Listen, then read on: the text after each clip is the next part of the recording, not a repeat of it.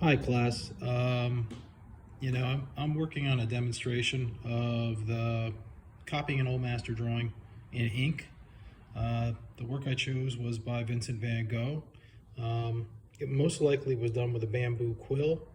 All right, I'll move in a little bit and let you see the surface of it.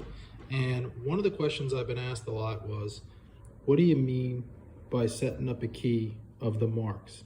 And I wanted to show you specifically what I meant by that. So let's go over here now. So I'm using a Van Gogh catalog that I have. So this is a key of marks. So a lot of the marks that you see on, all of the marks that you see there are in the drawing I've made. Okay. You see those little bird marks are towards the bottom here. You see I start doing lines, all right? I use the quill pen for a lot of the lines. I used two of them, okay? I used even, if you said I don't have a quill pen, I made this out of a stick. So, and it's got two sides the way I sharpened it, so I can make a broad mark or a fine mark.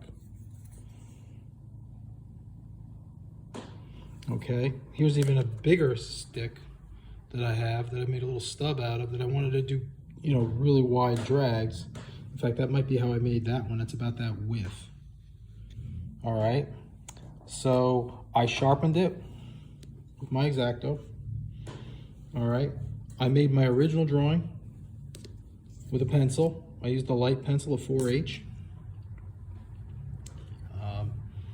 So let's take a look at some of the marks that I put down.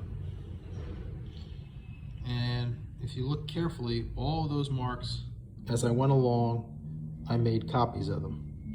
In fact, I even have a couple I didn't use. If you look up here, these are actually cloud shapes that I isolated. So let's take a careful look at the Van Gogh.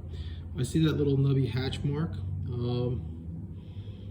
A series of straight lines that are hatches that are parallel. He also treats them like waves. He leaves them open. Notice how they don't overlap. There's spaces between them. He makes accidents. There are accidents in this. If you look right there, you'll see an accident that took place. I put a little squiggle in my key because he used it. He does hatching here. Let's see if I get back for you for that. You see it a little bit better, where he goes across it, but they're parallel, all right, and they're at a 90-degree angle. Not all his lines, though, are at a 90-degree angle. He actually curves these as he goes around the edge. The river bends. Sometimes his marks run out of juice. If you look there, there's 6 different marks towards the bottom.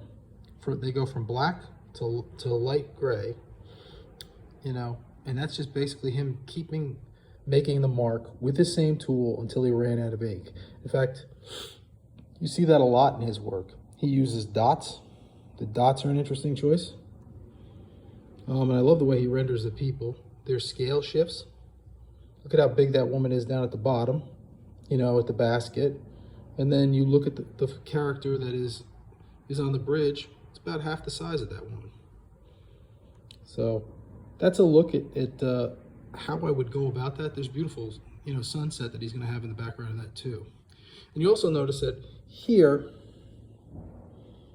the marks are a little denser and bigger than they are here. They become a little bit smaller and a little bit more open. Anyway, one of the questions I was getting is, what did I mean by a key? So, key of marks, that's what it is. What am I going to do with the key? I want you to do another drawing, okay? Maybe a still life, a landscape, or whatnot, but just try to use Van Gogh's marks. When you make it, try to think about how he would think about things and how he would render them. And I think it'll make for a really effective drawing. And there's just the corner where I was working on mine.